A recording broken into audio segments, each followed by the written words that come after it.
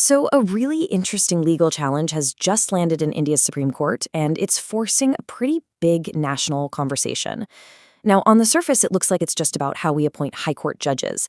But when you dig a little deeper, you see it's actually questioning the very definition of secularism in the Indian Constitution. And that's exactly what we're going to unpack today. This whole thing really boils down to a fundamental question, one that's worth thinking about.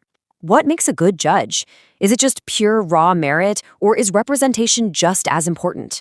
I mean, should the people interpreting our laws be chosen on qualifications alone, or does a truly just system need a judiciary that actually looks like the diverse society it serves? That's the core dilemma right at the heart of this case. All right, so how does a big philosophical debate like that end up in a courtroom? Well, the whole story kicks off with a simple list of names, a list that very quickly turned into a major lawsuit.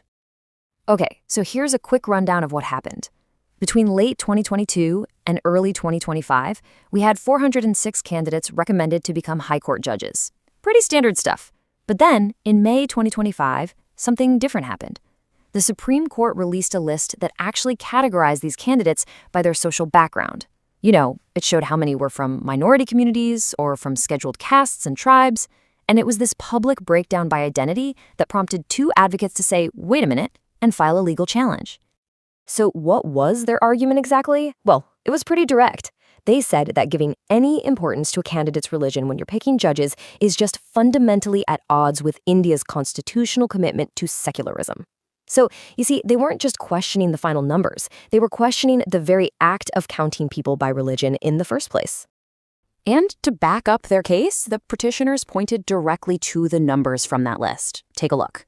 They highlighted that 24 candidates were recommended from minority communities, but only 13 from scheduled caste and scheduled tribe communities. Now, from their point of view, this raised a really uncomfortable question. If the whole goal here is social justice, why does it look like religious identity is getting more weight than historical caste-based disadvantage? So the core argument from the petitioners really comes down to this.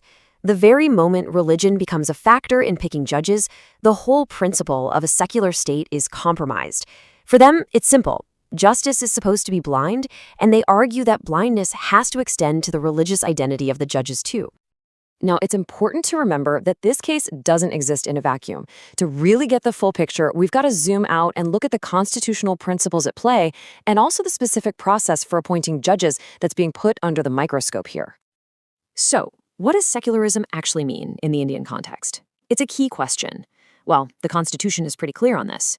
The state cannot discriminate based on religion, period. Now, it does allow for special provisions to help uplift disadvantaged groups, but, and this is the crucial part, those provisions have to be based on proven social and educational backwardness, not on religious identity alone. And right here, you can see the central conflict laid out perfectly. On one hand, the Constitution carves out a very specific path for giving special consideration, and it's a path based on social and educational metrics. On the other hand, the petitioners are arguing that by focusing on religious identity, the appointment process took a totally different path, and one they believe is unconstitutional. And just to add another layer to all of this, the government itself has actually been pushing for more diversity. Back in December 2024, the Union Law Ministry explicitly asked that candidates from all these groups, we're talking ST, OBC, minorities, and women, be considered for judgeships. So the goal is clearly to make the judiciary more representative. The big question this lawsuit raises is whether the method being used actually aligns with the Constitution. This whole debate also shines a pretty bright spotlight on something called the collegium system. That's the method we use in India to appoint judges. And honestly, it's been criticized for a long time for being kind of opaque. It's essentially a system where judges appoint other judges. Critics have always argued that without clear public criteria, the whole process is vulnerable to bias. And as you can imagine, this new controversy over religious consideration has only made those concerns even louder. So, all of this brings us to the future. Because the Supreme Court's decision here isn't just going to resolve this one single dispute. No, it's going to set a really powerful precedent for the identity and the direction of the entire Indian judiciary for years to come. So the court is now staring down a series of massive, fundamental questions. I mean, think about it. Should merit be the only thing that matters? Is social and religious representation a necessary part of a truly just system? And if it is, how do you even achieve that without violating the principle of secularism? The judges have to somehow find a way to balance the goal of equality with the strict letter of the Constitution. It's a huge task. At the end of the day, it's pretty simple. The people we choose to uphold justice are the ones who define what that justice actually looks like. So, whether the path forward is one of pure meritocracy or one that consciously tries to build a more representative judiciary, the Supreme Court's ruling is going to be historic.